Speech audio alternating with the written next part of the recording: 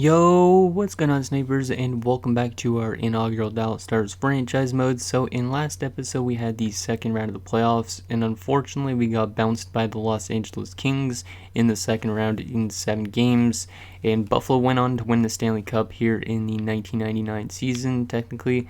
So we're up here in the offseason looking to add maybe a few pieces to the team to kind of get this team ready for being maybe a contender for the actual Stanley Cup, because we almost went to the conference finals, but we didn't get there. So I'm hoping this coming season we could at least get to the conference finals, because this team is starting to go a bit into an uptrend where they've been getting past, they've been kind of going upwards in terms of production. So anyways, we're up here in the offseason and we have to still find out the retirements, and then we will get to the draft and all that stuff. So let's see if we have suffered any retirements. I don't think we should have anybody, because I don't think anybody's super old. Well, maybe Greg Adams, because he dropped off a lot last episode, but who knows. So the Leafs have the first overall pick, followed by Winnipeg, Russia, New York, and Germany. So if this was the actual 99 draft, this means this would have been the draft that Patrick Stefan went first overall, so he would have technically went to Toronto, but he's not in my build. So, okay. Hopefully we can get some good prospects at the draft, though, because we do need some defensive prospects probably and whatnot. So, retired players for the 2024-25 season. Al MacInnis retires with Buffalo.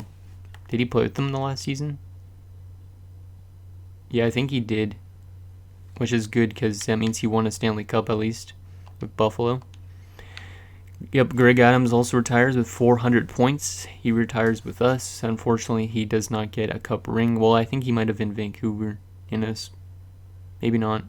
Steve Larmer retires with 337 points. Dale Hawerchuk, 328. Bob Kudelski, 321. Dennis Savard, 319. Jeff Courtnall, so Russ's brother, retired, 312 points. Tony Tanti, 302. Brent Sutter, 280. Chelios, 241. So Chelios retiring way earlier than normal. Mike Gardner also retires, 240 points. Andrew McBain retires, 239. Dave Babich, our former player, retires with 233. He was with us briefly in last season, yeah, and then we traded him away. Wait, did we trade him away? No, we let him go in free agency because he was dropped off a lot, but he still played in Toronto the final year. Yuri Kimmelev retires with Vancouver. Bernie Nichols retires with Montreal. Michel Goulet retires with Edmonton. A lot of big names here. Bob Carpenter retires with Pittsburgh. Peter Inachek retires with the Devils. Dirk Graham retires with the Rangers. Thomas Sundstrom. Larry Murphy as well, retiring a bit earlier. John McClain retires. Adam Creighton. Etienne Duchesne. Sylvain Cote. Wow, there's a lot of names here. Esa Tikkanen. Gord Dineen retires with Hartford. Alexei Gusarov. David Nally. Joe Reiki retires as well. Bob Basson. Ken Danico. A lot of names. Greg Gilbert. And Jamie McCowan. Randy Wood retires. Jeez, Bob Rouse, Stephen Leach. Dave Brown, enforcer. Marty McSorley as well retires. Anybody else? Grant Jennings, Shane Churla, our former player for a brief moment. Like our first season and a bit of the second season. Anybody else? Doesn't look like it. Oh wait, Chris Dahlquist. Nick Vacata as well. And I think, yeah, that's it for forwards. Wait, actually, Peter Taglianetti as well. Jeez, there's so much of these retirements. Randy Moeller, too. Like, a lot of these guys probably played a bit in the NHL, and then they got sent down to the AHL. And, yep, that is it for forwards and defensemen. As for goaltenders, any big goalie retirements, Don Beaupre retires with the New York Islanders. Bob Essenza retires with the Washington Capitals. I think he just won an award in the AHL too in last episode. And that is... Oh, actually, no, Jarmo Millis as well retires. Interesting. So that is all the retirements for the 2024-25 season. Quite a bit of retirements. And then in terms of coaches, we didn't lose anybody, I think. Unless there's anybody in Texas. No, we did not lose a coach. Just good. Anybody retire and become a coach? Nope, nobody became a coach. It's kind of annoying. I hope that would help it happen a bit more often. Okay, so let's get into the draft. See if we could pick up any steals or any potential future good players. And yeah, I don't think we're going to make much trades in this offseason. We're not going to do free agency as well, I don't think, in this video, just because I want your guys' opinions on stuff. So we are drafting probably like 26, is it? Wow, did we trade away our first? Or did I just miss us completely? Oh no, we are 17th. So I guess it's based on how bad of a season we had, but we managed to get to the second round and still have 17th, so we might be able to get a decent pick there. Okay, so let's see what goes in this first bit of the draft. So the Leafs get a franchise guy, Pasquale, sniper, right winger, 83. Winnipeg's going to take Jers, another sniper, elite though this time. Russia's going to take Phaneuf, a two-way forward. The Islanders are going to take Bowman, who's a high top 6. And Germany at number 5 is going to take Chistov, who's a left wing sniper. Okay, let's sim to our pick and see if we could get anything good at number 17. We should be able to at least get a top 4 defenseman or a top 6 forward. There is this defenseman I was looking at, I think, in last episode, because I was thinking he could be elite, but he looks more like a top 4. But I think I might take him still. Or I might take this offensive defenseman. Yeah, this guy's an offensive defenseman, but he's projected later. I think I might go with him. How about Marleau? Marleau's probably top 6. Yeah, I think I would rather an offensive defenseman, though, over a defensive defenseman. Because we don't really have that offensive back-end player. So yeah, we're going to take Jamie Haynes, even though it might be a bit early. He's also 17 only, so let's see what this guy is. And he's a 63 top 4 offensive defenseman. Hopefully this guy becomes something really good. There's his individual attributes. He actually has pretty solid shooting power already. And his passing is also pretty good. So I think that was a good choice. He's going to take a bit to develop, probably like a year or two. But I think that was a good choice at number 1 for us in the first round. Second round wise, we probably still want to go with more defensemen. But there is a top 6 forward, Rickard Hall. I might take him. But there's also Patrick Ward, who looks pretty solid. And he's a right-handed defenseman. Is this guy elite, though? No, that guy's probably top 4 as well. You know, I'm going to take Patrick Ward. We just need more defensemen at this stage, I think, because we got a bit of an older defensive core. Because, like, we need guys to replace, like, Ray Bourque if Ray Bourque drops off a lot. Because he actually didn't retire this year, surprisingly. Yeah, I'm going to take this defenseman, Patrick Ward. See how good he is. And he's a top 4 as well. Defensive defenseman, 64 overall. So that's a pretty good second round pick as well. So there's his individual attributes. He looks pretty solid defensively already. Looks like a pretty solid skater too for a defensive defenseman. Let's sim to our third rounder. We might auto sim soon. Or we might not, I don't know. Hater, do we want a two-way forward? This guy could be elite because he could be 5 years away. Or he's a top 9. He's probably going to be a top 9, but we'll take him anyways. William Hader, welcome aboard. Yep, he's the top 9 sniper. Okay, not a two-way. Fourth round. Any other steals we could get in this draft? Probably not, but we could still try. Another defenseman. 4 years away. That's kind of an odd number, so I think he's probably elite. Because usually top 4s are like 3 years. Some of the elites are like 4 years away. So yeah, we're going to take a chance on Ivan Kozhivnikov. And he is a 7th E. Okay, so never mind. That guy is not going to make the NHL probably. And we have another pick in this round. There's another top 6 forward. Actually, that's a good pick. And he's a gem. He's 19 years old. 5 years away, but still top 6 potential. Let's take him. 57 overall, so he's going to be a bit of a project, but hopefully he can make it. He probably will with how bad this these rosters are to an extent. Let's also take this Quinville guy, why not? Top 6D. I think there was a good guy in the 7th round I pinned in the last episode that I was debating getting. Yeah, it was this McArdle guy. Let's just take this McArdle guy, and then we'll auto-sim the 7th round. So yeah, McArdle is a low elite, so I think that was a pretty good choice. And let's just quickly sim that 7th round. See if the computer got us anything good. Vorobiev, okay. Okay, so now we have to get to the resign phase, and then we'll take a look at what's available for free agents, and then I think that'll be it for this episode. So we also got to sign all of our coaches, including our head coach. So we'll sign our head coach. We'll give him a bit more than he wants, because I want him to stay as my head coach. AHL head coach. Give him that. There you go. AHL goalie coach.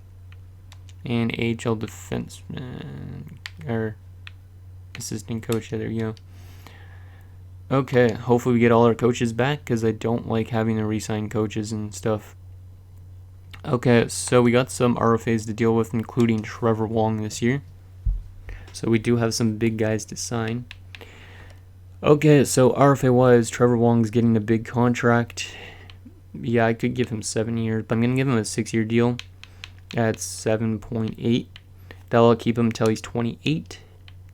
Kessel's going to get re-signed for AHL. Damiani as well.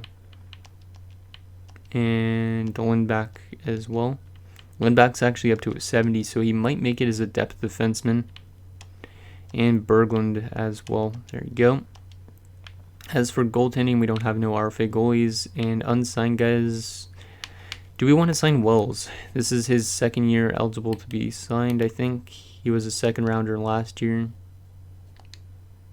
I don't know about yet. Yeah, I don't think I want to sign any of these guys yet. Yeah, I'm not going to sign anybody there yet. In terms of UFAs, we got to get back some of these older guys. Let's go to the bottom of the list first. So we're going to let go of this prospect because he's probably not going to make it. Same with this bottom 6 guy. And this bottom 6 guy as well. Reese Scarlett's probably not going to want to come back, but we'll still give him a contract. And then we are going to sign Johnson. He was one of our picks a couple years ago, and he had a really good season in Kelowna, so we are going to give him a contract. He's going to be good for the AHL probably. And then Helmerson as well, going to get a contract. And same with Street. Street was, wow, he's a top 9-4, but he's up to a 70, a low top 9. This guy actually might be a diamond in the rough type of situation. He's got good shooting. Interesting. And we're going to let go of some of these other AHL guys just to make room for them. We're going to let go of Doug Howda because he didn't really play that much. And, yeah, I think I might let go of Scott Pearson because he took a lot of penalty minutes in the last playoffs. We'll do that for now. We'll sign Cam Stewart for 1 year if he wants to come back. Same with Slaney for 1 year. Whoa, why does Slaney want a 6-year deal? Jeez, man. Yeah, he probably won't resign. A lot of these guys might not want to re-sign with us. Let's see if we can give them all 1-year deals. I mean, we made it far in the playoffs, so hopefully that persuades them a bit. Paul Cavallini is dropping off a bit, but we'll give him still 1 year. Scott Young, I want to get him back at least for 2 years. Damn, there's actually a lot of UFAs. Donald Adet, I wouldn't mind bringing back, but not for a super long term. Like 2 years is good. And then Russ Courtnall as well for 1 year. Let's just advance today and see if we get all those guys back. So we got the coaches to deal with first. And I think they all are accepting. Oh, this guy isn't, Lacroix. But other than that, all of our other coaches have signed with us, so that's good. Let's just press A on all these, see if there's anybody that rejected. So there was quite a bit of UFAs that rejected, but RFA wise, all those guys rejected. Huh. Let's give them a bit more than. Like, I'm not giving these guys one-way deals. There's no way.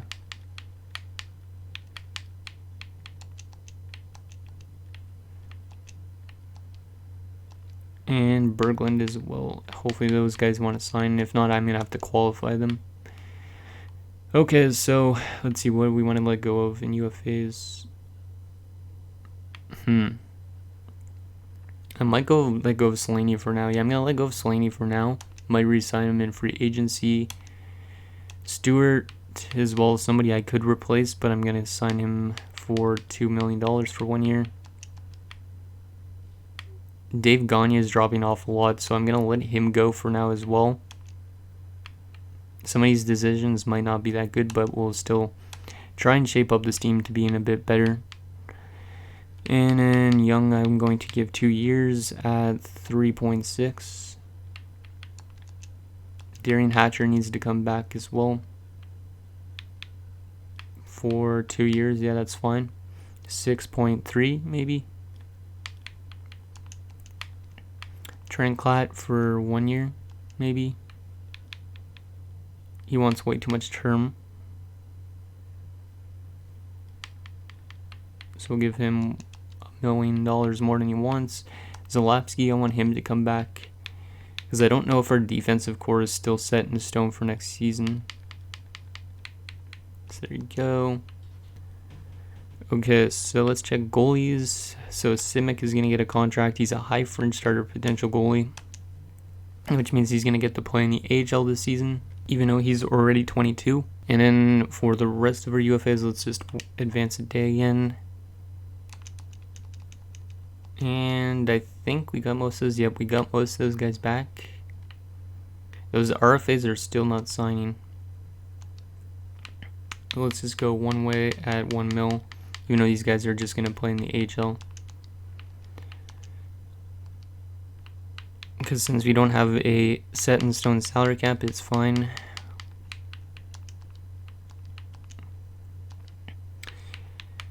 So one-way deals at $1 million each. And then, we're going to bring back Brent Gilchrist for 1 more year, if he wants to come back. And 1 year as well for Craig. Just give him like 2.6 or so. There you go. Let's advance a day again.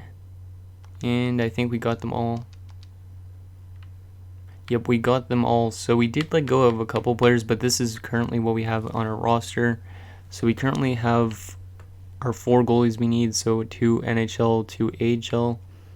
Defensively, we got 1, 2, 3, 4, 5, and 6. So we need another defenseman in free agency, it looks like.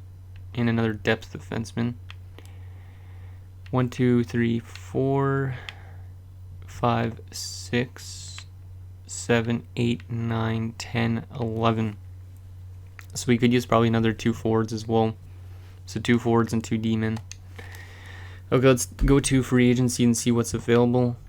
And then I think that will be it for this episode already. And you guys can let me know down below for any signings. Okay, so we need defensemen, 2 defensemen, and 2 forwards. Yeah, our team is going to probably be a bit weaker than last year, and there is some RFAs in this thing. And Chris Pronger is available at 25. Damn, that would be nice. But I don't really want to cheese the computer over. Looks like a lot of RFAs are holding out every year in this build, which is kind of weird. Okay, so defensively, we need 2 defensemen. So basically, we could go after. We could bring back. Where is he? Is he up here? Yeah, we could bring back Slaney, but he wants a lot of terms. So we could bring in Mark Tenorti, who was actually with the North Stars and the Dallas Stars before. Actually, he was with us in year number 1. Shit, I didn't even remember that. But then he was signed in Pittsburgh for a couple years. So we could bring back Tenorti, but he is getting old, so he might drop off. Or we could bring in somebody like Scott Lachance, who, wow, he was a minus 37 last year in the Islanders, but yeah, we could still bring him in. There's also like Drake Berehowski. Gary Galley's pretty solid offensively, but he's dropping off a lot. So yeah, there's all these defensemen available if you guys see anything to sign there. And then in terms of forwards, we need probably like a third or fourth liner. So there is some guys like Karamanov or something like that. Vaborny. Vaborny wouldn't be that bad either, but we don't really need right wingers. But he does shoot left, so we could use him as a left-sided shot. So yeah, Vaborny might be interesting. There's also like Kevin Todd, who just played against us in the last round of the playoffs.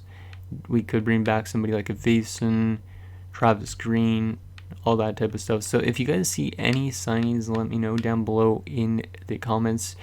And I might make those signings in next episode as we look to kind of like shape up this team a bit more. And hopefully this team doesn't fall back a bit because of the players I let go. So anyways, let me know what you guys think down below. And I'll see you guys next time.